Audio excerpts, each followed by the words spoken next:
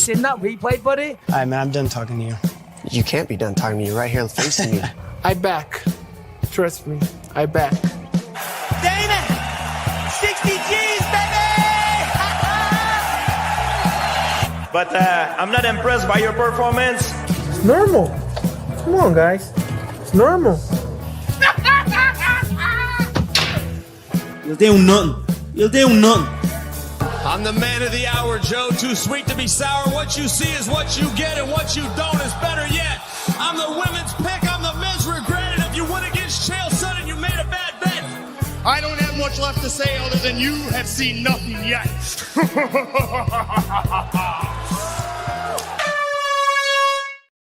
What's happening, Fat We Show fans, Fat We Show people? Then we are back with another episode of the Don't Stop Shakedown. And joining me tonight are my boys. We got Rambling Dad, we got MMA Normally, we've got Jax in the house, we've got Keith in the house, and we've got Crossover in the house. Everybody doing all right? Everybody doing good? Salute to everybody that's in the house right now, man. Let's come to my boy, the Rambling Dad, man. How you doing, brother? You good? I'm good, brother. Day off work, been chilling, been to the park. The sun's been shining, like 28 degrees up in this mother. Yeah, I mean, it's been roasting today, son. So all good, just chilling. Except from that 0 time to make a thumbnail that Leroy gave me. You know what I mean? Like, he's busy over there and I was sitting drinking beers. Australia's fucking everything up right now, but fuck Australia, you know, bro. I said fuck Canada the last time, but boy, I'm gonna go right now. I said fuck Australia too, man. He's fucking with me right now, man. You know what I mean? But big up Leroy where he's sleeping right now. What time is it, Roy?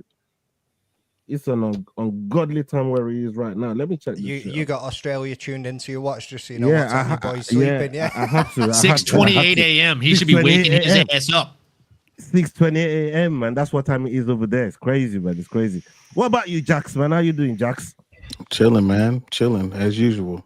Man, if y'all would have only heard what was going on backstage before you jumped on here. Yeah, ass breathing and all sorts. Hey, let's hope our boys calm down now. You know, I hope so, man. And somebody needs to beat the stress out of him when he gets to that fucking gym. I just want to highlight to Dick's Insider. It's Babyface Owen in the house, people. Babyface Owen. You know what I mean? The serial killer. Don't make me get the old aviator glasses, brother. I literally chose to have blonde hair and aviators at the worst time. Like, I didn't realize that documentary came out, and 2 of my boys sent me a picture of him, and I'm like, well, that was terrible timing. So this isn't quite as bad, you know. I'll take it. Jeffrey Dahmer is a real thing, bro. Jeffrey Dahmer is a real thing. Don't piss me off, boys. Hide your kids, hide your wife. Hey, talking about bro with aviators and all kind of sunglasses that be going in and out of the place. Hey, Cross, how you doing, bro? You feeling good? You good? I'm doing good. I can't complain. We got the double stuff, son. We got the double stuff. It's a nice, cool 95-degree day. That would be 35 degrees for you Celsius people. Nice, cool, breezy day, but all good. Ready to chop it up with the boys. Yeah, I'm glad you're not troubling the Alexa this time, man, to figure out that shit, bro. You know what I mean? Hey, Olin. What are you saying, Olin, man? You've had quite a week, brother. You know what I mean? Bagging up the Wonder Woman, bagging up Super Mario, Eskimo Brothers. Like, what's going on in your world, bro? Like, you're out here rolling with Eskimo bros. Like, I don't know what the hell going on over there, but talk to us. Brother, I saw a 6'8" man dressed as Black Chrysanthemum, which for those of you that aren't fucking nerds like me, that's like a dark version of Chewbacca. That is an absolute badass. I thought dude was on stilts, and after I took a picture with him, I was like, I literally asked him, I was like, bro, are you like on platforms or stilts? Like, how are you so big? Homie took off his mask, and it was just the largest male I've ever seen in my life. He was so big. He was holding a fake prop gun that was literally as large as me. So yeah, Comic-Con was dope. Dressed up as 4 different people. Did Han Solo one day, did Superman one day, did Wolverine one day, and Logan, technically same guy, different look. And yeah, dude, met a lot of dope people with really creative minds. And now, I mean, the only thing that's cooler than Comic-Con is getting to hang out with you fucking guys. So here I am, making my day better after a fucking tough work call, resetting the mood, flipping the script, and just happy to be here, man. Y'all, how are you feeling, brother? I'm amazing as always. Just amazing. Fucking pick up the vibes, bro. Jesus Christ. We're all up here. Clear Eyes is awesome. Yeah, but okay. Wow. Hey, listen, Motherfucker hit us with the Ken Stein energy right now. Y'all's neighbors has got a gun to his head right now, man. Like, hey, calm down. You don't know what's on which head, bro. Hey, I feel like before whenever y'all speaks, everybody's wondering, is he on mute? And I think that goes for everybody else. I always look at the panel at the bottom to see if he's muted first. Yeah, you just never know with y'all. What you guys don't know is I did a show, was a live last week, Saturday, and for 15 minutes I was on and I didn't know I was muted until Lane put into the chat, "You're muted." I was like, what the I had to cut it there and start the entire episode again. So please, it's worse than you guys think. Just don't talk about me. We've all been there and done it once. Yeah, man. Yeah, I mean, yeah, that's a whole different phenomenon. That thing with the mute, it got its own life when it comes to Yao, man. You know what I mean? It got its own life. But guys, it's been a mad week in the world of MMA. It's been a mad week in the world of MMA.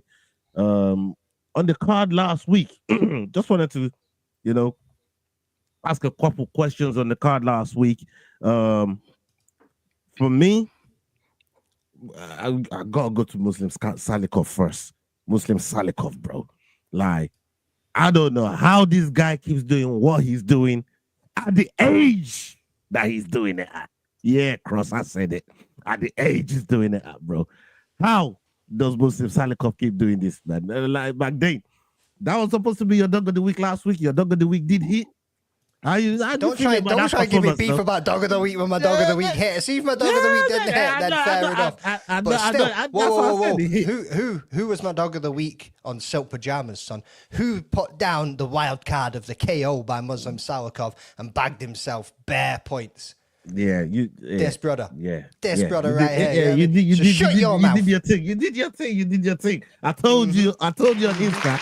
Now, top of the table. Top of the VIP table. What? I know that feeling, bro. I know that feeling, man. Don't worry about it. I'm gonna go 6,000 points this week on Nathan Fletcher by sub. Well, hold on. What, you putting the whole 6,000 on Fletcher? Nah, I ain't got 6,000, but the returns will be. Oh, okay. We'll see about that because I'm looking Fletcher by sub. I'm looking to go wild on that. I'm looking to go wild on that Silk Pajamas for this weekend, man. Shout out to Silk Pajamas, by the way. I hope you end up in Valhalla, bro. Fuck you. But hey, Jax, I'm just talking about Muslim Salikov here because McDane ain't interested in Muslim Salikov, right? But he was gonna pick him first, is why I went to him first. But I mean, that performance in itself, talk to me, man. What did you make of it? I mean, I thought that the age was going to be a situation too. But you've been hanging around with Cross, doing too much crosswalk. That's what that is. A lot of crosswalk. Too much crosswalking going on over there, boys. I mean, I thought that Carlos Leal was going to be able to nullify that a little bit, but no. Maybe betting against Salikov is a bad idea. I mean, that dude, he normally gets it done with his kicks and everything, but his hands ain't bad either, and he got him out of there with one punch. I was surprised, but I mean, I ain't betting against that dude again. I tell you that. Yeah, man, bro, it's I don't know how he keeps doing it, man, but whatever he keeps doing, alhamdulillah, I'm here for it. You know what I mean? Keep doing your thing, brother. Muslim Salikov, keep knocking motherfuckers out the way he did it. I mean, Cross, was you surprised? And what he did to your boy Carlos Leal? Like, was you surprised, bro? I'm gonna be honest. I was definitely surprised. It caught me off guard, just with the hands, because usually we see him get the finishes with his feet. So big respect to him. Did what he needs to do, and another exciting finish. Olin, Bryce Mitchell, bro, to go to enemy territory and did what he did to who he did it to, bro. Inside Nurmagomedov. I mean, take it away, man. I didn't expect that from Bryce, but fair play to Bryce, man. It was a masterclass after he survived the onslaught in the first round. Honestly, like he got dropped And from there, it's like, you know what? I came out here and I ain't gonna lose this fight. I'm gonna win this fight, and I'm gonna raise up the Bible and thank Jesus Christ and Lord Savior, inshallah. I don't know how you just got that impression nailed down like that, bro. Brother, I grew up in Louisiana. That's how half my folks sound. Bro, you got that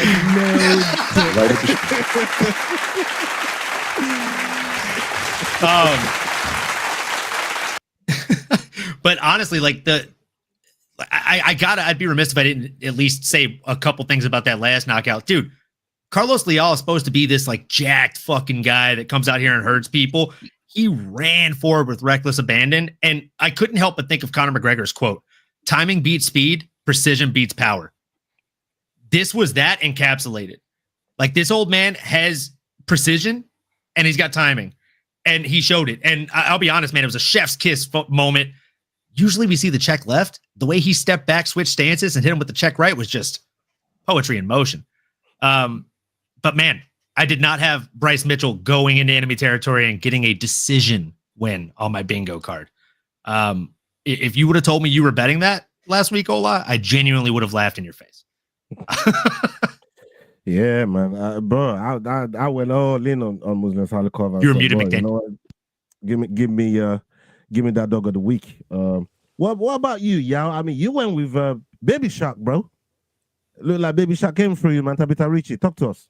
He's sitting in his living room my going, dogs Baby all Shark, came through. Baby Shark, My dogs came through. Tabitha Ricci came through. Muslim Sadikov came through, and Bryce Mitchell came through. So all I'm saying is I had a good underdog weekend. And shout out to Cross for the 4 points. Jack's gonna catch up with you real soon. Appreciate it. I'm throwing shots. Oh, appreciate it. Appreciate it. I'll be honest. I was shocked when I saw that. I was like, wait, how? I mean, it happens, bro. I mean, you've done it too, right? You've had a 4 point weekend too, right? Nah, bro. I've never gone down to 4. I'm just saying. Just the same way Drickus is gonna show Hamza levels. No chance. Here we go. No chance, bro. No chance. Did that really happen? Look, I don't know. That's what you put up. I didn't do the maths. I wondered why he's been so quiet. Yeah, bro, I can't remember. I did that shit. Unedible, bro. I can't remember that. You know, when Cross is being real quiet in the chat, man. Like after the fucking after the weekend, you know what I mean. You know, it's been the bad one, man. Boy, I mean, Osterberries though. You got to shout out Osterberries, man. Hey, Osterberries had a wicked week. Osterberries, shout out to you, my brother. He absolutely smashed it, man. I don't know. Since we've been telling that boy, go do your research, I think he went and done some research. He went and done some research on that one. He fucking smashed it, man. Big up yourself, Osterberries, man. Hey, you know, Yao was sitting there like this when he saw that Cross only got 4 points, though.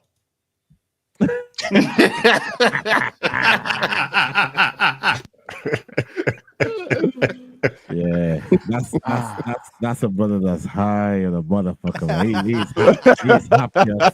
I was coincidentally making the same exact face when I noticed that. Yeah, it's crazy. Everybody's praying for your downfall, Cross. You ain't even at the top. I see some hard lines. I mean, he's just right underneath me. So as long as he gets the same score as me, we're good. I see how it is. I see how it is. All the brotherly love in here. Brother, it's nothing but love. Or you called me a serial killer fucking 12 hours ago, dog. And that was the best comment of the stream. Fucking guy. Ola. Yeah. Last week you were 10 points ahead of me, brother. This week you're 9 points ahead of me. What's that supposed to mean? What's that supposed to mean? Hey, bro. Keep it up, bro. Hold on. Wait, listen. For you to talk that talk to me, Yao spoke the same. Yao spoke the same smoke. You know, he was like, big gap. You ain't catching me. I'm saying it's 10, 9, 8, 7, 6. What is this 5, countdown? Like this, 4, 3, 2, 1. Countdown show. Hey, you were dead, bro. You're dead. Yeah, I mean, this brother's like 3 games away. You know what I mean? He's like 3 games away, man. All that is free dog of the week. So you're gonna miss, and I'm gonna hit. Three games, man. Calm down. 3 dog of the week. Just free rascal. Bumbleclat dog of the week. You know what I mean? See, if I was fucking up my dog of the week now, you could talk them talk. You know what I mean? Like I'm bagging my dog of the week at the same rate, brother. You know what I'm trying to say? I'm even giving you first same dibs rate, on the dog same of the rate, week. same I'm rate. even giving you first Where's dibs on the Leroy dog with of the the board week. when we need him? It. Where's Leroy You know what I with the mean? board? Where's Leroy Bro, with the board? you got one more Same dog rate. of the You got one more. Well, you got one more It's not than the me. same rate, then, is it? No, Not the same you got rate. one more. You know It's what I same mean? rate, bro. It been the same rate since I've been Just top on the spitting table. facts. Parents are Shut fighting your again. mouth. Shut the fuck up and get in line, man. You know what I mean? The king Oh, is brother, here, I'm in wine. goddammit. I'm in Hey, wine, and I'm the right king behind your is here, ass. Same way, you goddammit. get what I mean? Shut your mouth and Don't get you in worry line, about blood. it, brother. Second I am place. in wine. Stay I am there. in You wine. know what I mean? I won't be It's staying racist there. coming from William Relax Wallace. yourself, man. Relax yourself. Yet so brave. Anyways, now that we got that out of the way, hold on, Grimy. Oh, Hey, shit. no. Big up to everybody that's in the chat. Salute to every Wayne single knows. one of you. Follow the guys on the panel, and we got the platform, scrolling right down the bottom there. So make sure Wolfie you're in the following chat. everyone. Been a minute, bro. Hope you're good. Yeah, shout out, Wolfie. Yeah, man, big up. All right, let's go to the first video that Leroy has put together for us, and we go around the table, get everybody's takes. That's it. Dan Hooker is not happy with the UFC for canceling his tickets to UFC 317 to watch Kai Kara France fight Alessandre Pantoja for the flyweight title. Speaking to Submission Radio, Dan said they tried to get me out of bed at 7:30 in the morning. The UFC booked me for some which is 3 in the morning New Zealand time. I didn't even go out. I had an early night, but I'm not getting out of bed at 3 in the morning to do just about anything. I slept in, and I didn't go to the UFC thing. They canceled my tickets to Kai's fight, and then so it's like, I'm going to rush back and fight injured for a company that's going to cancel my tickets to the event when I traveled all the way to Las Vegas. I would have fought injured, but then someone at the desk crossed my name off the list. You work in an office, brother. I work in the... You think there would be a bit more respect there for guys who literally give their life. The amount of blood, sweat, and tears I've poured into putting shows on for that company. I thought there would have been a bit more respect there, but there's not, which is cool. Business is business. We can fight on my terms then. I'm not going to break my back for a company that doesn't respect me. Bro, that Hooker, he's angry there, man. He seems angry anyways, man. But my thing, hearing down there, and in a way I kind of get where it's coming from, but UFC sounds like they're doing a scratch my back and scratch yours type situation, right? Because if them tickets were free and they sent you on a little errand, albeit all ungodly times wherever he lives and shit, and then it's cussing about his tickets getting cancelled. Do you think he's within his right to be cussing about his tickets being cancelled to Kai Kara France's fight? I mean, he lost anyways, but that's not the point. I feel like cancelling his tickets is a bit of a dick move, isn't it? You know what I mean, that's a bit far. It's like, all right, fuck you won't get in a fight, you're not going to the fights. Like, all right, fair enough. It's a bit harsh, but at the same time, you've kind of got commitments to go out there and do. But if it was like to go and do some content, make some social media stuff, whatever the hell it was, whilst you're there backing your boy, all the rest of it, just get on the fight and go, bro. You know what I mean? But at the same time, ungodly hours, taking away his tickets to go in and watch his boy fight is a little bit harsh. But at the same time, I also want to say, this is like, what, 3 weeks after the Kai Kara France fight? Like, why is bro bringing this up now? Like, why is he moaning now? Like, just yeah. I mean, especially in mentioning Jax, it was talking about being injured and still willing to fight for the company, and they've basically canceled his ticket off the back of that. Now, him going this way and maybe getting his back up against the organization, is this a good move for somebody like a Dan Hooker? No, stupid. Like, when it comes down to it, he's a contractor. He doesn't work for the UFC. So you're in business with the UFC. So you need to make yourself attractive for them to do business with you. And this does not make you attractive for them to want to do business with you. So, and I'm not saying that he should bow down to the UFC for any reason, but you have to be an approachable business partner in order for them to put you in positions to up your brand so you can get more business. So right. Him doing this sounds like a crybaby move. Somebody who's not used to being at that level. If you have an issue, you address it with the appropriate people. which I think that he was wronged in that situation. But you don't go out here and do that, especially being that, you know, all of us are, and, you know, other people in a similar space are media outlets. You don't go to these media outlets and talk bad about your business partner and think you're going to continue to do business with them. It's a bad move. It's stupid. He really should go and patch that up if he expects to, you know, get other opportunities. Cross, it did say, and this is the one part of the line in that whole comment, is pointing to somebody else that works in the office as opposed to him working as a cage fighter, right? It didn't quite say in there, but we can read in between the lines. And so you work in the office, you know, I work blood, sweat, and tears. What if that person got a directive to cancel your name off the ticket? Like, do you think is right to be going at people that be working in the office? They are part of the people that make that put the fights together, and people that work in the back and all that sort of stuff. They make everything happen. Like, what do you think about him going at the guys in the office? I get where Dan Hooker's coming from. Like, he's pissed off at what happened. I get it, but at the end of the day, he's in the wrong. He's a professional.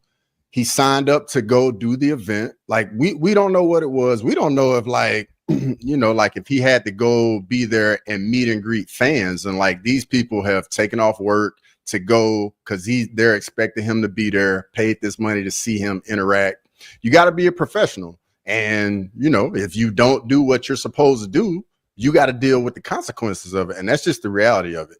And the person scratching his name off, they were told to scratch his name off. You think that person's going to not do it and then jeopardize losing their job? Like, absolutely not. Exactly. It is what it is. And you just got to deal with the consequences of your actions. Be a professional at the end of the day. 100%. I couldn't agree more. I mean, Olin,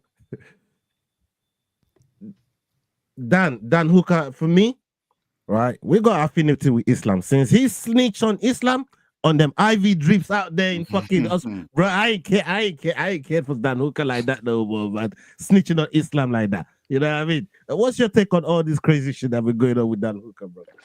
Send him 2-3 years Dagestan and forget.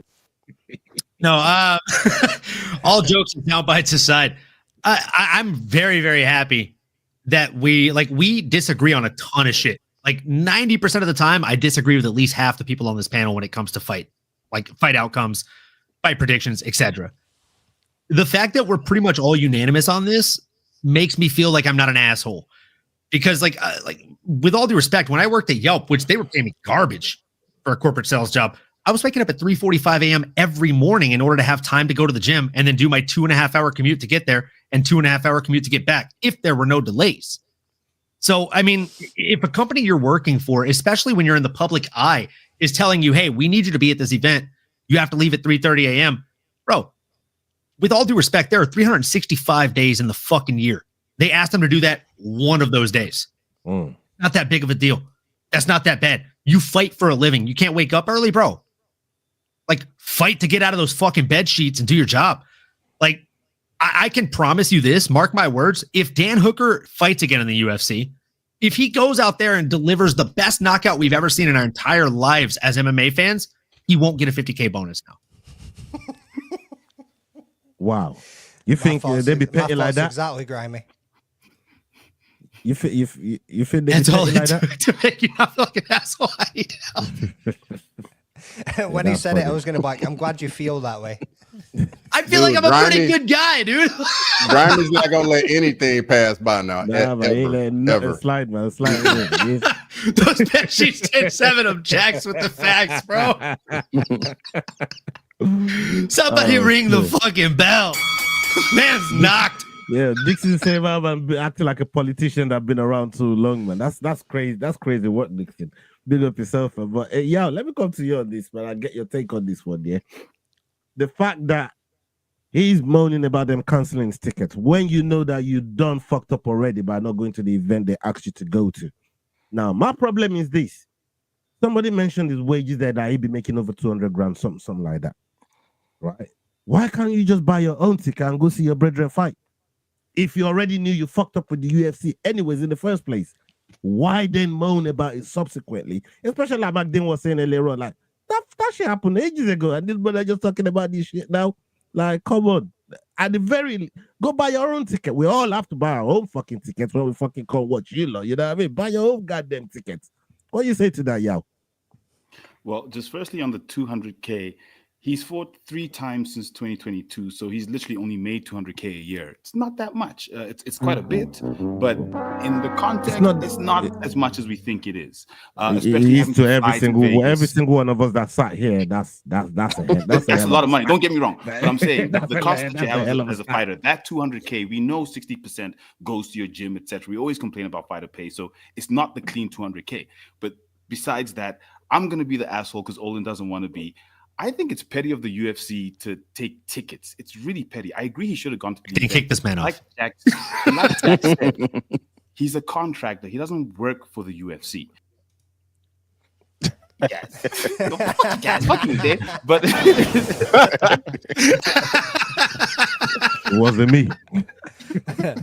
Got me banging in the shower.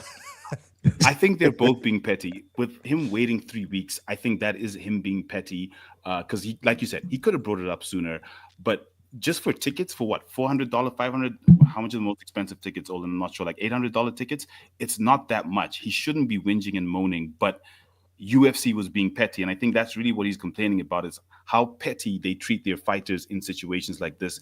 Someone with over 30 fights in the UFC. He has put his life on the line, like he said, for them to take tickets. It's a little bit petty. And I think that's what he's trying to showcase and say, listen, don't treat us like this. Yes, I missed the media engagement, but why be so petty with tickets? I'm already all the way in Vegas. That's a little bit petty. And I agree with him. It is a little bit petty, but I think he's also being a little bit petty. It's a petty squabble, but it is what it is. Let me ask you this. Go on. No, I was just going to ask him if Graham is as petty as this, like, would Graham do some shit like this? I could tell stories, but not on YouTube. Oh shit! He's hey, like yo, that. Dicks Insider. Hey, check your DMs, son. I'll leave that one there. Yeah, I was like, I don't want to get banned out here. You know what I mean? Nah, I'm not that hooker. I ain't that stupid. I ain't cracking either. Like. Well, fair enough, yeah, man. I know you know where your bread is. Where your bread is buttered, man. You know what I mean? You know where your bread is buttered. Fair enough. Not everybody is like Kraken and get brown envelopes. Shout out to Kraken, man. Big up that boy over there. He said his Wi-Fi and cellular network was taking a shit. That's what he said. So big up yourself, Kraken, man. All right, let's get to the next video. Hold up before you move on. I also want to like fucking touch on. So obviously, Jack's putting here. He's going to find himself fighting Rufy instead of fighting up if he keeps this up. And that's 100% right. And that's what I was like going to jump in before Jack's put the comment up. He's obviously just beat Jalen Turner. He's obviously just beat Gamrot. You go and look at the rankings, and he's sitting just below Justin Gaethje. He's 6th at the moment in the lightweight rankings. So there's Gaethje, there's Charles Oliveira, there's Max Holloway, Arman Sarukian, Islam, who shouldn't have to be there. So technically he's 5th. And then there's Ilya. Like, bro made a comment before in that video clip that you played saying, oh, we're going to do this on my terms now. No, you ain't, bro. Like, it doesn't matter. And then Yao made the comment about how many fights he's had in the UFC. Brother, it doesn't matter if you've had 2 fights or 50 fights. Nobody is bigger than the promotion. Nobody. You know what I mean? Ain't nobody making it on their terms. If the company and the UFC don't want to do something, they ain't going to do something. And if he wants to come up talking big like this weeks after the fact, like Cross said, he should have just gone and spoke to the right people behind fucking closed doors rather than making it public and doing what he's doing, bitching and whining. Like, bro's right there. If he can beat somebody just above him, he could be going for the next title shot. But Jax is right in what he said. If he keeps it up, he's going to find himself coming up against a ruthless contender like Rufy, then going for the shot that he probably deserves at this point. It's already done. I think that's literally all it takes. Because you gotta think about it. It's a muddy title picture at lightweight. So if you do anything to X yourself out, you're gonna be the odd guy out. Period. Yeah, man. Talking about the odd guy out and you know how petty the UFC can be. Let's take a look at this next video and then we're going to come to Jax, get his take on this.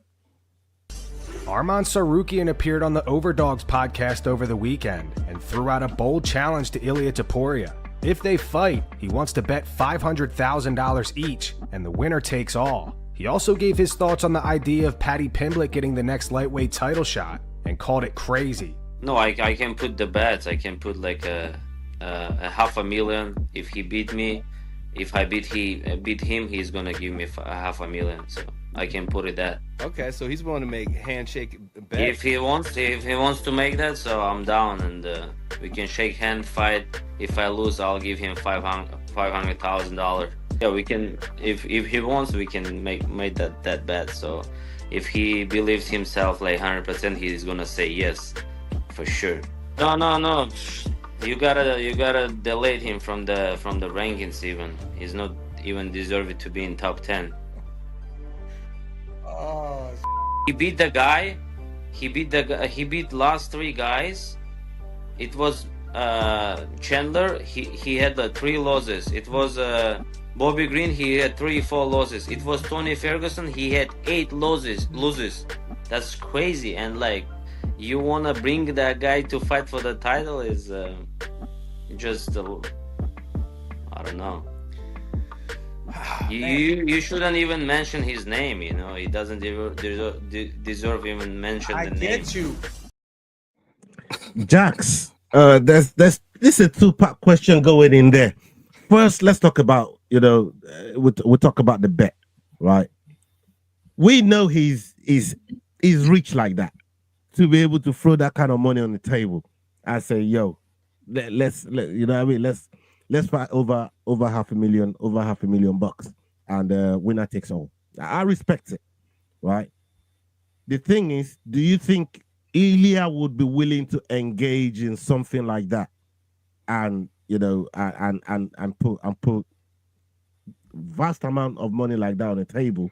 We're not talking like 50 G's, baby. Like, what they're not be handling. We're talking $500,000. We're talking $500,000 here now. I'm trying to say. And the second part was to the Paddy thing. Actually, we leave that out. Let's just address this whole $500,000. Do you think Ilya is something Ilya would welcome?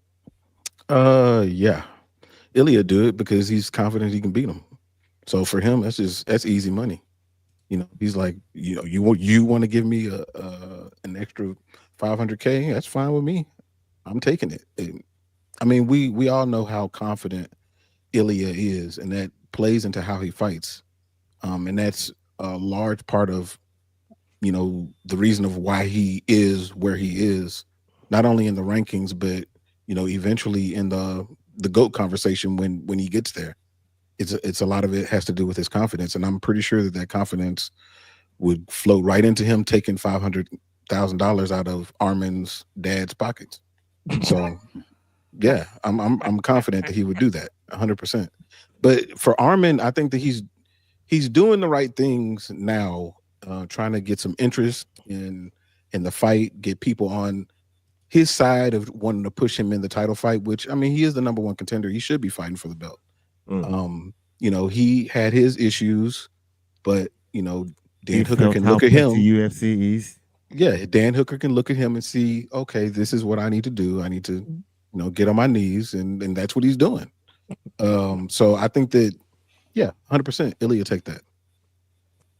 Cross, I'm not even gonna ask you about Ilya or what's gonna do, but I want to ask you the second part. Amen. I want to ask you about the second part of what Armin Sarikia was talking about there, because I thought, I'm gonna let Jack fucking get them 2 part of the question, but I thought that there's no way I'm asking Cross about Ilya, but fuck that. We're moving on from that. But might as well ask me about DDP. For real. It's pointless. But yeah, I know. Trust me. At this point, it's crazy out here. But what he was saying about Paddy there, I don't think he's that wrong though, right? And we know how the promotion works, right? Is who got the most eyes, the most buzz, and that's what kind of like I feel like they're going with Paddy with. And obviously Paddy is delivering in the matches that he's getting put in. But when you then look back at it and look at what Armin was saying there and look at the last 3 fights, to be put in a title picture like that. And even I've been guilty of it. I've said bring it to Manchester, bring it to Wembley. Yeah, I've said it. You know what I mean? Let's take it to Spain. Put Ilya in there with Paddy. We know they got that beef. I've been guilty of it too. But when you sit back down and really look at what Arman is saying there, it's not that far. It's not that wrong, is it? What's your take on it? He's not wrong at all. I mean, Paddy hasn't even fought in a co-main event of an event yet, and would get the title fight, which would be coming off a win off of Michael Chandler. I think he definitely makes a lot of sense with that. And then the tide, but at the same time, we all know Paddy brings a lot of eyeballs. There is a storyline with Ilya, so I get Paddy like pushing for like sanitizer boy. We got our whole little thing brewing. I get that, but Arman's the number one contender, and he needs to do any and everything he can to get as much attention on him and make some noise for the fight to spark some interest, because that's the fight that should happen. He is the number one guy. Yes, he didn't make weight in January, but at the end of the day, he is the guy. He has beaten the guys he's needed to beat at the top to get the title fight. Olin, again, I'm going to come back to Arman and Ilya here. Is there a world that you think maybe Arman can really get this thing done and maybe even impress UFC in the process, or the UFC brass in the process, to the point where they stop being petty to him? Because that's what he needs to get off his back right now, and he's offering a large amount of money to get it done as well, just to get to that position. So, being the corporate America guy that I am, I've run a lot of numbers on Arman Tsarukyan, and the fact that he cost the UFC a lot of money when he pulled out of UFC 311, which me and Crossover were lucky enough to attend together. Great time getting to meet the guy in person. He's every much the fucking beast he is on the channel, folks. But no, but from my estimates, like based on gate revenue, pay-per-view revenue, sponsorship, production costs, and merch costs, he cost him somewhere between $1 and $4 million on 24 hours notice. That to me says you're never going to get a title shot. And if my name is Arman Tsarukyan and I'm even thinking about proposing this kind of like bet, which, hey, a lot of people are looking at me like, hey, stud move, bro. You're putting $500K on the line against the guy that's knocking everybody out cold. Good on you. You want to see a real stud move? You don't say I'm putting 500K up, and if I win, he gives me 500K. You say I'm putting 500K up. That's it. If he beats me, I will give him 500K. When I beat him, I take his belt. Khabib did that to Conor. He literally said, I'll give him $250,000 to fight me. He didn't say I need it back when I beat him. That's a stud move. I'm confident enough to beat him to know that and he also says all the time, I've got money. I'm fighting for legacy, not money. Why do you need the $500,000 from the guy? Just tell him I'm putting $500,000 up to fight you. And if you're confident, you'll face me to get that extra $500,000. And when I beat you, I'll take the belt and I'll shake your hand for being brave enough to take the fight. That's a real stud move. Arman's not getting this fight with these tactics, folks. That's my stance. I do want to jump in there and just say real quick that he was the backup fighter. That was never going to happen. He was the backup fighter, though. And you're right. Usually that means you're going to get the next shot. Just saying. I mean, the UFC... My dad, when I was young, used to say this phrase, right? About how long you can string a turtle along without a rope. And I feel like the UFC is doing that with Arman Tsarukyan right now. 2 days. Like they're literally stupid. You just said 2 days. I tried to hold it together. I'm just gonna brush past this. I'm gonna ignore that response. As soon as Jackson he's gone, bro. I saw Jackson's face and I'm like, fucking come on. He said it so fast. I've done the research. 2 days. He's like, I've actually ran 3 experimental tests. My hypotheses point to 3 days. Exactly 72 hours. Unbelievable, Jeff. Unbelievable. Let's come to. I mean, what do you got on this Arman Tsarukyan? Maybe you want to chime in on the whole Paddy situation, not being, the right guy to be given the chance to fight for the title. or even be put in title conversations. And for somebody like Arman Sarukian, like, you know, McDane just said, it was a backup fighter. Like, really and truly, he should be getting backup fighter sort of rights. And we're not really seeing that. Even on the day of the fight that, you know, Paddy walked into the cage, that should have been Arman walking into the cage. What do you say? Look, I definitely agree with Olin and McDane. With Olin, he's not going to get this fight with these tactics. He cost the UFC massively when he pulled out for such a, well, it's unfortunate. He hurt his back, you know, but we all think it was due to Nina drama, which made us lose respect for an injury. Plus, within 24 hours, it just didn't look good at all. What's that shit with Nina drama? What was the whole I'm situation there? actually sick of this narrative. I'm sick of it. Right, I want to hear it because I don't even know. That is not how it happened, boys. He was moving fine for fucking 24 hours after that video release, dude. Like, that's so dumb. Sick of it too. I want to be sick of it too. Nah, but at the same time, he's done that exercise multiple times in the year. That's an exercise Mike Tyson made fucking famous, bro. Bro, he's stirring y'all up, man. However, the fact is that MMA has y'all been hanging out with you, Cross, or what? You gave me a spoon for the day, the big guy. He's the puppet master over there. 100%. But the one thing that Jack said that was very important when we were talking about Ilya's legacy is the fact that he keeps on handpicking who he fights, which isn't really supposed to be the case. Yes, he's the champ, but now he's picking a Paddy that hasn't even been in the main event, like McDane said. So if we're looking at it 100%, it doesn't look like Ilya wants to fight the best. Not that he's ducking, not at all, but Paddy might not be the right one for the fight. It should rightfully be, if we believe in rankings, if we believe in the right fighter should get the right fight, not just the champion gets to fight who he wants. Paddy should not be getting this fight. It should be Arman Sarukian, but you know, unfortunately, with what he did, he needs to put everything on the line. And I agree 100% with Olin. You know, say I'm going to put up this money no matter what. I'll fight you, even if it's half my purse. Because I mean, that's going to be what, a quarter of his purse. He technically doesn't even have to put the money up. He just has to give up a portion of his purse. It's not that dramatic because we know he already has his own money. A quarter of his purse. You think a quarter of Arman Sarukian's purse for a title fight is going to be 500,000? I don't think he gets near that. A third. I don't think he gets anywhere maybe near a third. That, I think he's lucky to grace 100. Yeah, I don't he's think he's lucky to get a contract signed with 100 to show 100 to win, and he's not going to win that fight. Which is why Jack said he's going to be losing his daddy's money. Nah, bro. No, not for a because title fight. He's not holding the fucking title, and he hasn't had that many fights in the UFC. He's not held the title, and it's based on tenure, brother. Mm-hmm.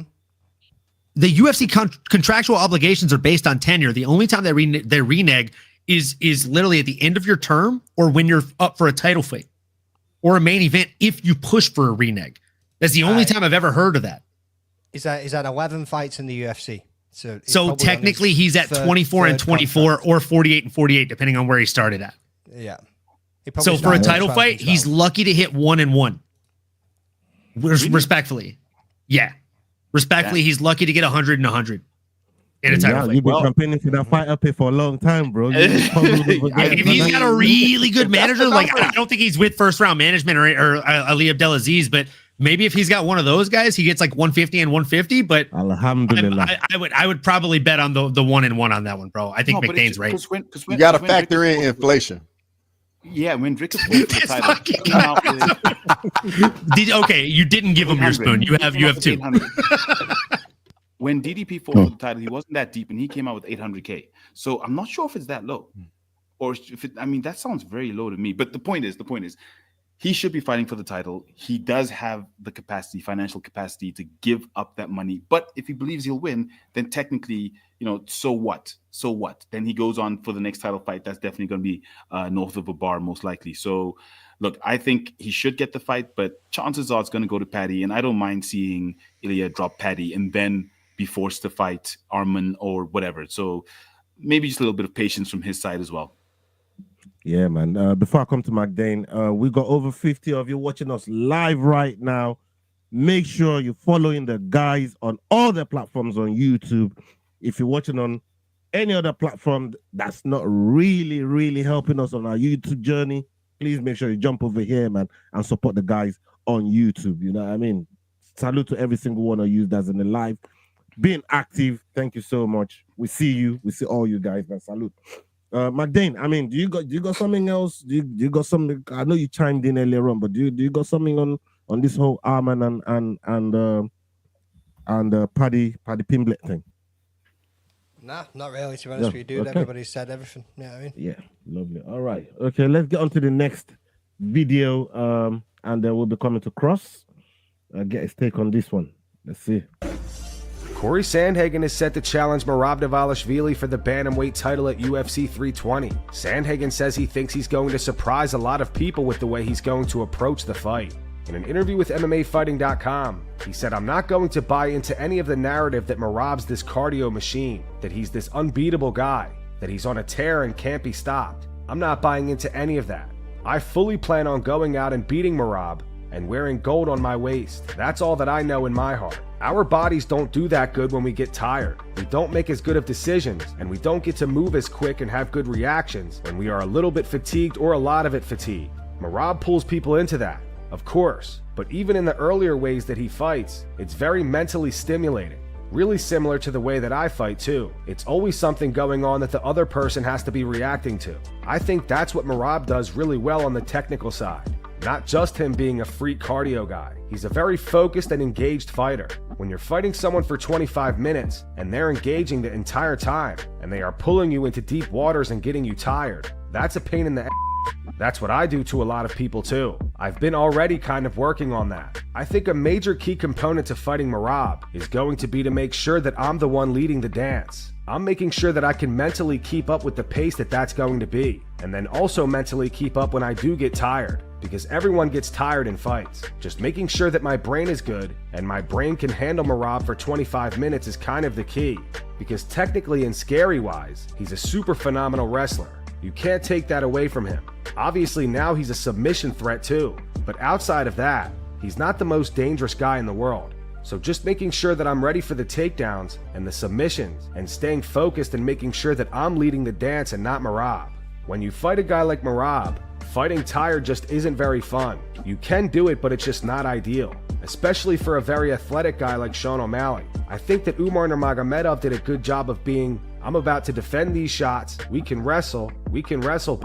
There's that attitude going in to fight a wrestler, and then there's a mentality like, oh man, I want to keep out of the wrestling exchanges and stuff like that. I kind of made that mistake against Umar too, when I ran from the wrestling exchanges a little bit too much. And I made it so amongst other things, I couldn't do what I usually do. So I learned from that fight big time, that that's not the way to approach someone that's a really good grappler and is going to make you work for stuff. You kind of just have to concede, all right, this is what we're doing, and be okay with that and accept that. That makes it a lot easier. I think that I'll probably surprise a lot of people with the way that I'll fight Merab. I'm excited for that. Cross, there was a lot there, man. A lot of contradictions, if you ask me, bro. I mean, this guy, shout out to Corey Sandhagen, but he proceeded to say, Merab, I'm not buying into this whole cardio machine stuff. And then said, bro, I need to work on my brain when it's getting tired. I didn't understand what Corey was coming with there. I know he said a lot, but what could you unpack from what Corey Sandhagen was saying there in terms of fighting Merab and being in your mind for the whole duration of being in there with him? I think some of that was just athlete speak. Like, you got to tell yourself that, like, this person I'm competing against, they're not invincible. Like, you have to find flaws in their game so you know you'll have something to attack. But him saying Merab isn't a cardio machine, like, we all know that's complete delusion. We all know that. We've all seen Merab.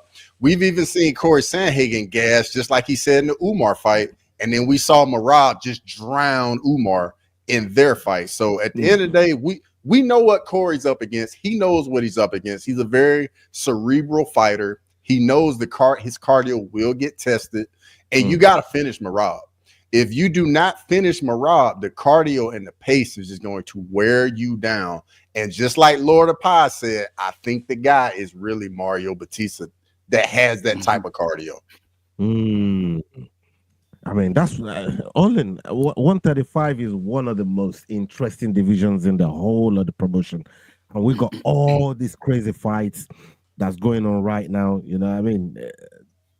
But looking at this Corey Sandhagen thing, Corey's had a couple chances, or at least, yeah, one chance at title at getting the title with Aljo, and since then he's just been trying to work himself back up to the promise, and I think he's done a fantastic job of getting to the point where he is now. But what chance do you really give him in terms of percentage and break it down for the people how you think he gets on in this fight? And do you think some of what he's saying in that interview there, come fight day, will be applicable to how it actually puts it down on the canvas? You know, it's crazy to hear somebody be 100% right, but also 100% wrong. I'm not trying to give any disrespect here. Like, he is 100% right. I do think he's going to surprise people. That's what he said, right? He's going to surprise people when he fights Merab Dvalishvili. I think he will. I just don't think it's going to be necessarily in the way that he thinks. I'm not saying I think it's going to be a landslide or that Merab's going to run all through him. But I think he's going to surprise people in how competitive it might be. I think the footwork is going to be a big differentiator. I think it's going to look like what a prime TJ Dillashaw would have looked like against Merab, but prime TJ still gets smashed across the distance, right? He probably wins 2 rounds, but he loses 3. And I gotta say, dude, like, did you like read the notes? I literally just jotted down while you were playing the fucking video, bro. Like, are you spying on my computer? No. Nobody talked about Aljo really, and you fucking brought him up right before you passed it to me. Dude got choked out by Aljo via rear naked choke in the first round, and then he got outclassed by the man, the myth, the legend. And I mean, he couldn't compete. And we saw that same Umar Nurmagomedov get outclassed by Merab the Machine Dvalishvili. Like, his nickname is the Machine for a reason. So I gotta agree with Cross on this. Like, miss me with that bullshit when you say that you don't think he's a machine. Look, if Optimus Prime had the fucking flu or COVID-19, Merab could step in and lead the fucking Autobots. Like, I'm just calling a spade here, big dog. Like, the dude is literally built different. He doesn't run out of gas. Not only is he a machine, he's like a fucking like Prius, bro. He's got very good fuel efficiency. He just doesn't run out, bro. You know what I'm saying, bro? He's a little hybrid, that fucking guy. I don't see how he loses this fight. I don't see a path to victory for Corey Sandhagen outside of a crazy, perfectly timed flying knee, which he's going in his locker. He's got that in his locker. We've seen him do it. It, right? But against a Frankie Edgar with 1 foot and a toe from the other foot out the door. I mean, like, with all due respect, he signed the glove behind me. I love the guy. Why would you do Frankie Edgar like that? I love Frankie, bro. But hey, you showed me the bus. I didn't know how to drive the bus till you introduced me to it, bro. Beep beep.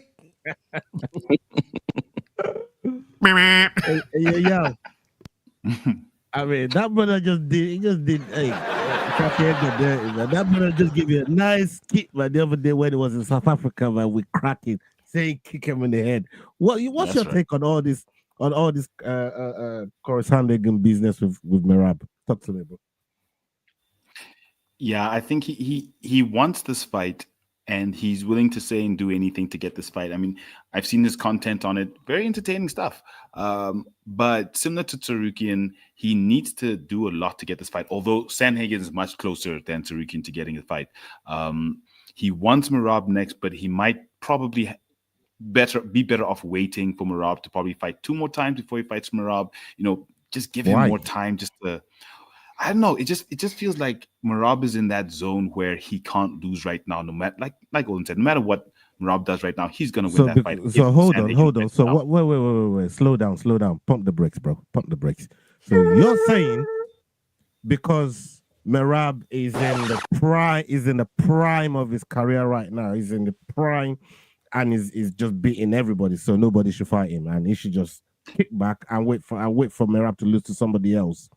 Go and fight Merab. No, he should wait for Merab to show a little bit of a hole in his armor.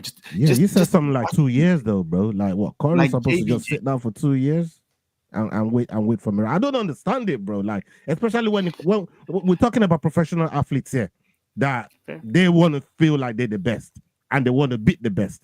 But you're asking this guy to sit out for 2 years or however long in your mind to let the best wear out before you go and challenge the best. That's how they do it in South Africa. Is that how you look? Is that how you look at DDP? I also want to know like what benefit do you think comes from? Yeah, I mean please you explain it to us. That's why I asked you to pump the brakes so you can break down that side of things for us. We want to hear it. This pressure ain't it. I ain't got no answers. Look, you're 100%. We get it. Right. We get it. You're nervous because your boy is gonna lose the belt very, very shortly. You know, the one time I slipped, I'm fighting for my life over here tonight. You crossover hitting with the Mike Perry. You thought you had a friend, y'all. Bro, you don't be slipping up around here, bro. Like, bro, nah, I ain't let that shit slide, man. Like, hey, one time you slip up, we're here to catch it, man. That shit get no. You get. If you slip up, you know Ola's gonna make sure you trip up, bro. That's a fact. And I'm gonna make sure you ain't getting up. Right. No, look, I take your point. You're right. You know, it's just that for me, I don't see how he beats him other than waiting for time to play a role, maybe learning from watching his other fights, even if he's winning. That's what I was thinking. But you're 100% right. These guys are out there to be the best. Imagine Merab gets old and still whoops on Corey after waiting for all that time. Even worse. Okay, look, I concede. I don't know how he can do it. Merab wins this fight.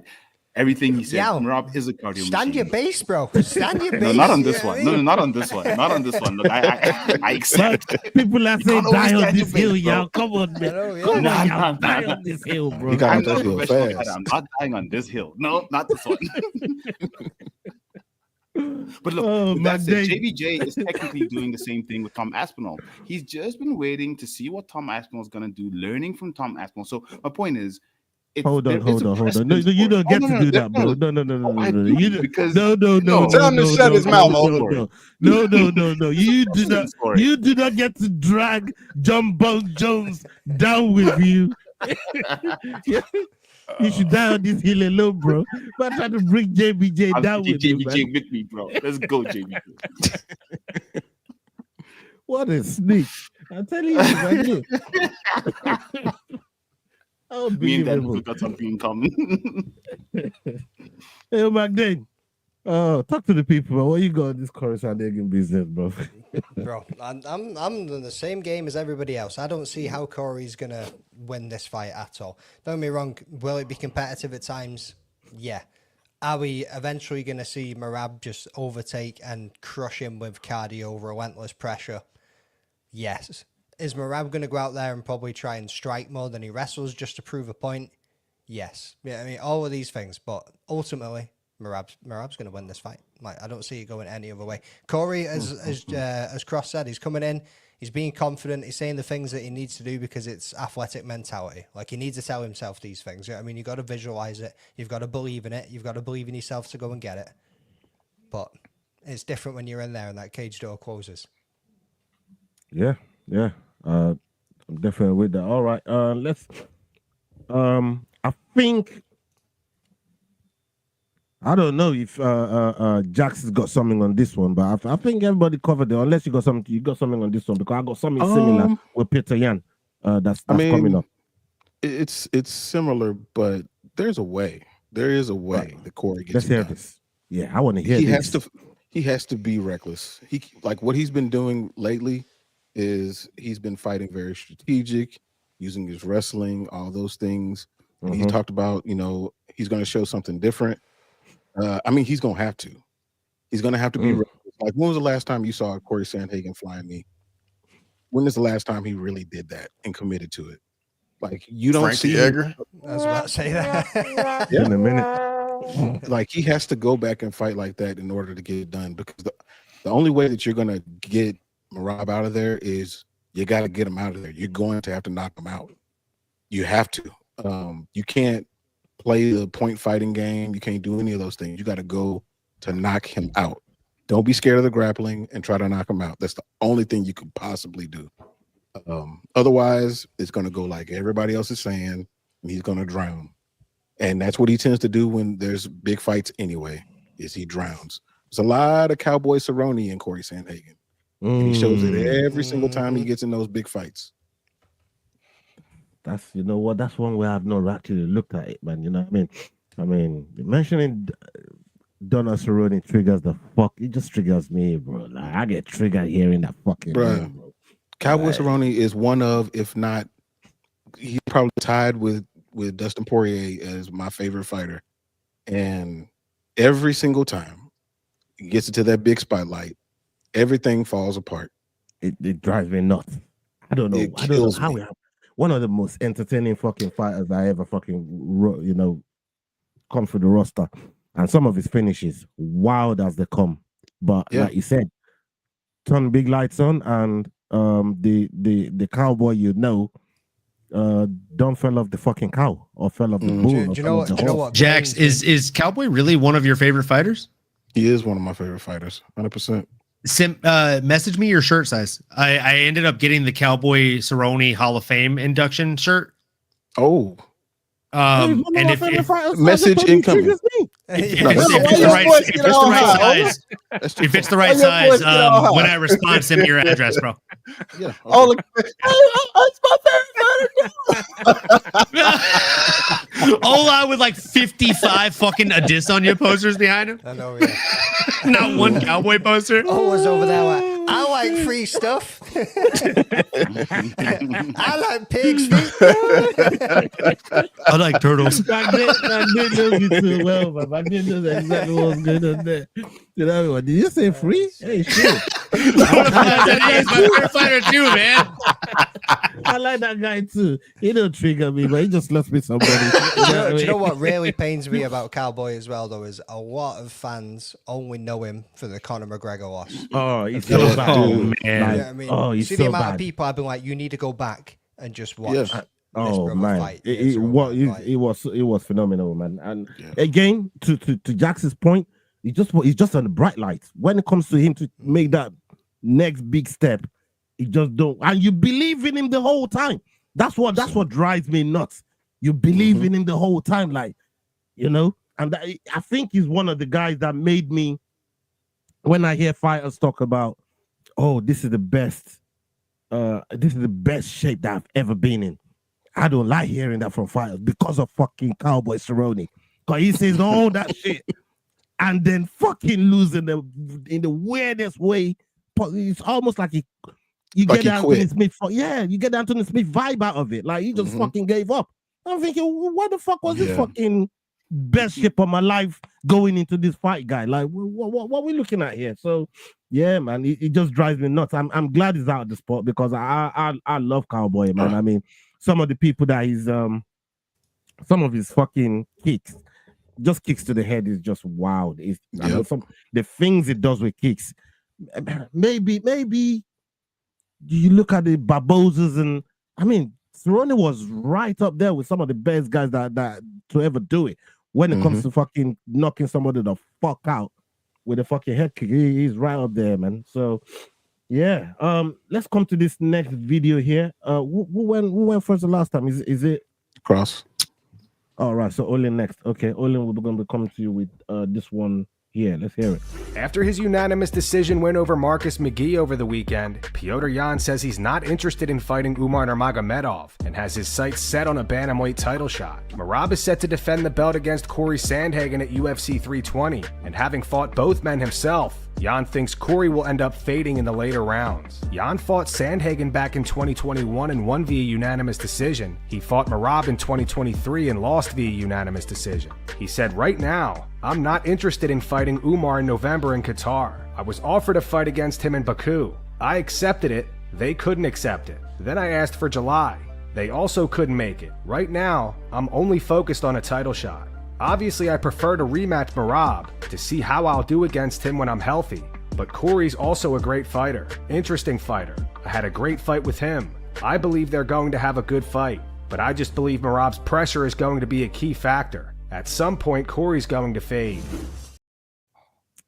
Hey, Olin, at some point, Corey's going to fade because everybody knows, what is up against. But coming looking to at the man with a fresh fade on this one, yeah.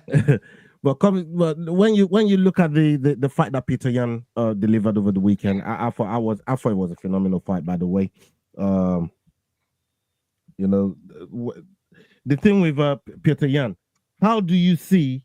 Because fighting somebody like a Marcus McGee, I think is way down there on you know in the rankings.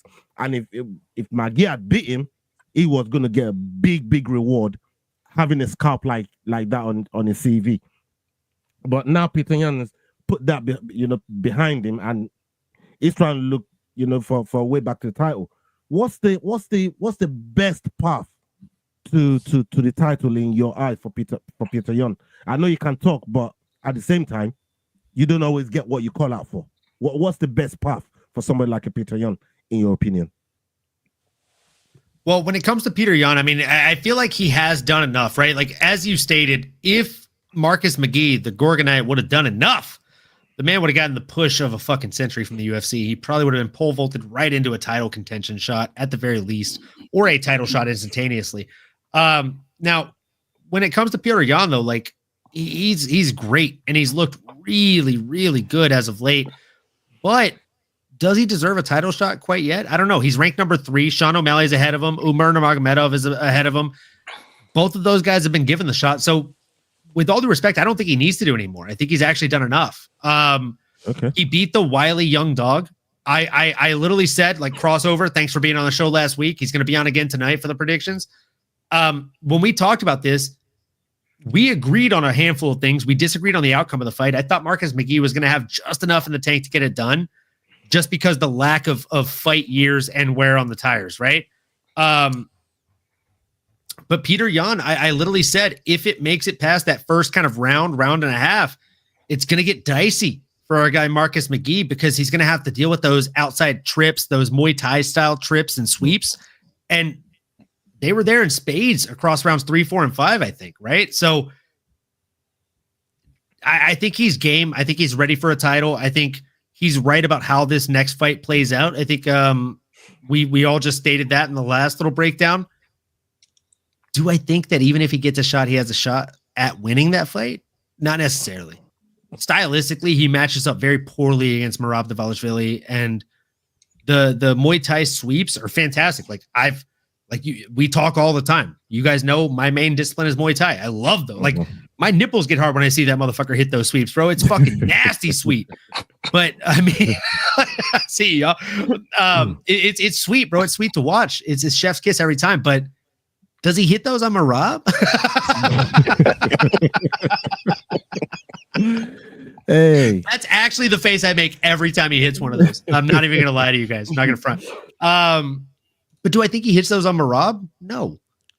Merab has, again, like, I'm going to play the fucking Transformer sound because it's the only thing that does it justice. Dude has a robotic like fucking response time to sprawling and just getting out of danger of takedowns and sweeps. We've seen it against better opposition. Oh. So I just don't think that Jan's going to be able to do it. And I think the power deficit is something we see against everybody Merab's faced, more than the cardio. And that's something we don't talk about ever, because the cardio is always number one weaponized, right? So with that being said, I just think coming up in weight, dealing with this guy, like, he's in a tough deficit, but he's in the right path. Yeah, you agree with Olin here? Disagree? With Peter Yan, his path to the title, and what do you think should be next for him? Look, I agree with Peter. I think he needs another shot at the title. I don't really see who else can beat him right now. He's such a skilled fighter. He's had a bad run. If we look at the fights that he lost, the 3 losses he's had recently, those against guys who went on to win the title or had the title. So I think he's done enough to say, listen, I had an off day. Those guys beat me. He was coming off that Aljo loss, which we know how that disrupted his entire momentum. That literally just disrupted his entire momentum, because then he was spending all his time complaining about the Aljo loss rather than really getting ready for the next fight. So I think he's shown that he's got his head back. The first one or the second one? The second one. So I like the first one better. Hold on, that was nasty work, big dog. But I think he does deserve the shot. I think he should get the winner of Sandhagen Merab, especially if it's Sandhagen that wins. Although we don't see how Sandhagen does it. But if there's an outside chance that Sandhagen gets it, 100% has to be Jan. But if Merab wins, it's a bit tricky because the question is, will he be able to beat Merab? And then the UFC is just putting on repeat fights. They're just recycling old fights at that point if he then comes in for a title shot. So it becomes a bit tricky as the organization to set up the fight. But for Jan, there's no other question about what he wants and where the biggest challenge for him is. But would the organization want to do it immediately after Sandhagen Merab? If Merab wins, I don't think they'd be too keen. I think they'd give someone else a shot, and then probably Jan gets another shot at the title. The thing with this, McDane, is Jan's whoever wins between Corey or even Merab, he's been in there with both of them. And sometimes we know how the UFC is. They know that maybe the fans want to see something new. But then again, Petr Yan is kind of putting them in a difficult situation where he's beating some of this, like this young brother that, that's just about to come up, Maggie. And if he'd have gone through, maybe he would have got a whole different matchup. But now the problem with Petr Yan now, because being in there with both Corey Sandhagen and Merab, that doesn't make for new viewing for the fans, and maybe not make sense for the UFC. Well, how do you think they go through this situation here? You're right in what you're saying it's not new viewing for the fans, right? But the matchup between Merab and the rematch, everyone's going to watch that. I mean, I'm interested in it. Petr Yan just seems to get better every single fight. Like you say, they put him up against a young stud in McGee, obviously a contender. They also done it with Song Yudong, and has shown that his level's above that too. And they also chucked him in there against fucking Davidson Figueiredo, I mean? And that was coming off his 2 losses to O'Malley, which was quite controversial. A lot of people thought that Yan won the fight, but O'Malley took it, because that's the direction that they wanted it to go in or whatever. But dude's proved himself time and time again, so he's in a funny situation right now because the only people above him are Umar and Sean. Maybe I don't know. Maybe they put him against Sean again. But why should he? Like, he shouldn't actually have to look down and fight Edward. What, are they going to put him against Vinicius Oliveira, who's coming in at 12th and trying to get him a big bump? He's going to put him in against Mario Batista, see if they can get him up there working towards that title shot. These are the other options that they could probably put him forward to before giving him it if they really want to be that awkward. But he's proved himself time and again against younger studs that he is the man that's going to stay up there, and that he's like Max Holloway of the featherweight division, but for bantamweights. He's like, I'm going to stay up here and I'm going to keep beating you contenders until you give me another shot. I mean, that's one way to do it. It's just a long way of doing it. I mean, Jax is come out and said he is not looking to entertain Umar. He gave Umar a couple chances at different times, and Umar didn't oblige or take the fight. So he's not going to sit around and, wait for that chance. And he feels like he's done enough. Now, fighting all these guys, McDane just reeled out, his last 2-3 fights, fighting all these lower rank guys, keeping them in their place. And now, it's not at the point where he can call the shots. Well, not call the shots, but make a good call out, and maybe get the reward. But the problem, like I said earlier on, I don't know, maybe you got a different outlook to it, is the people that's gonna be getting in there. He's been in there with them before. And I don't know how I feel about any of the rematches, to be honest, especially when you kind of know it's gonna be the same outcome. Yeah, I mean, that is an issue. And I hear what you're saying as far as like people wanting something new, like a Mario Batista, or, eventually Vinicius Oliveira. But Petr Yan has done the organization a couple of favors by putting down a ladder a couple of times. So I thought that he already deserved a title shot even before beating Marcus McGee. I thought he was right there. Now I do see Yan should sit out for 2 years. Here's the problem. Goes away. No, but here's the problem. Here's the problem. If Merab loses to Corey Sandhagen, do they give Merab an immediate rematch? Because if they do, now that sitting back and watching and waiting situation that y'all was talking about comes into play, happens for Peter Yan. Because is it fair for Peter Yan to have to fight Umar to fight Merab again? I mean, I don't know if that's fair or not. I mean, I guess that's where they would be. He's in a weird situation. He almost needs Merab to win and hope that he gets the next title shot instead of Merab losing and the organization giving Merab an immediate rematch. Yeah, man. Shout out to everybody that's locked in with us. And yeah, I want to give a big shout out to Full Mount MMA as well for, you know, providing the clips that we use in our videos. So those guys and the work they put in, man. It'll be remiss of us to get out of here without this very last video. And, you know, every one of us can comment on it. We're going to come back right to McDane on this one and you know, make comments on it. Let's go. Hear it. It's being reported today that Shavkat Rakhmonov's wife and 3-year-old son were involved in a serious car accident yesterday in Kazakhstan. The vehicle overturned, tragically killing 2 women who were friends of Shavkat's wife. His wife and son survived, but suffered serious injuries and were hospitalized. They're now in stable condition. Details are still limited at the moment, but we'll keep you updated as more information becomes available.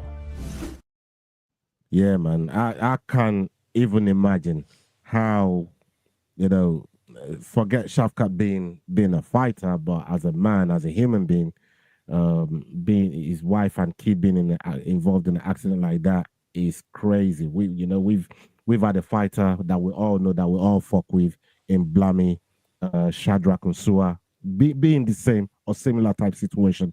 So this shit is real. Like this shit is real, man. And you know, I just want to you know, wish Shavkat all the best, and is in my thoughts and prayers. I mean, I don't know, McDane and, you know, the rest of the guys can, you know, make comments on it, bro. Yeah, I think we all share the same sentiment on that one, brother. Yeah, I mean, rest in peace to the 2 people who unfortunately lost their life in that accident as well. But also, you know what I mean, speedy recovery to Shavkat's the wife and kid.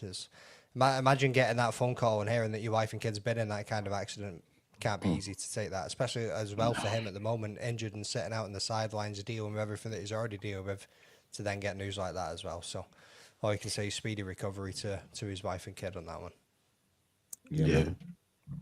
I could only imagine, man, like that's just one of the scariest things that could possibly happen to you. He's already having a rough year with injuries and everything. To get a call like that when he's trying to get himself back in place to get you know, what he feels he deserves, and to get something like that derails you even more, to hits even closer to home, something like that is just, it's crazy. It's scary, but I'm glad that they survived, but it's still, I'm sure even afterwards it's still going to linger for him, and it's going to affect his training and affect everything he does. So it really sucks.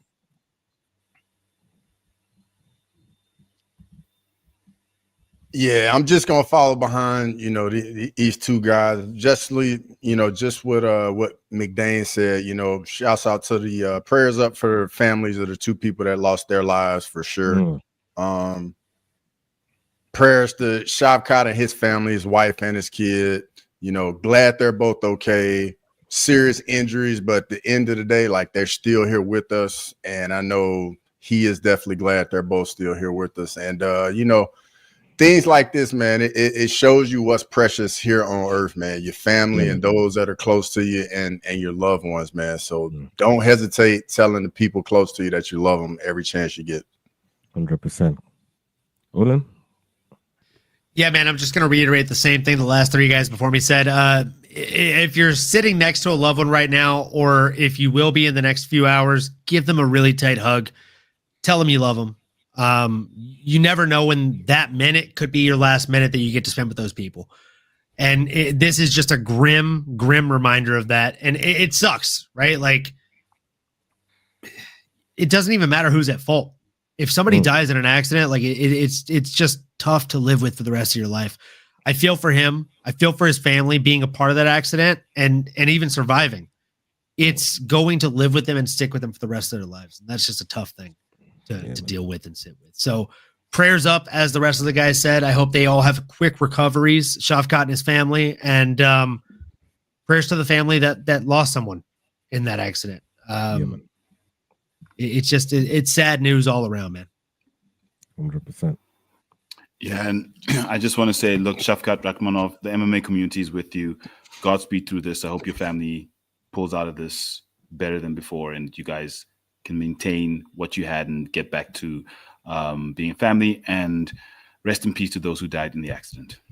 Yeah, man, 100%. Yeah, just wanted to show some respect and give the people that was involved in all of this situation, our prayers, and hopefully they get through it and try and live as normal lives as possible through an experience like this.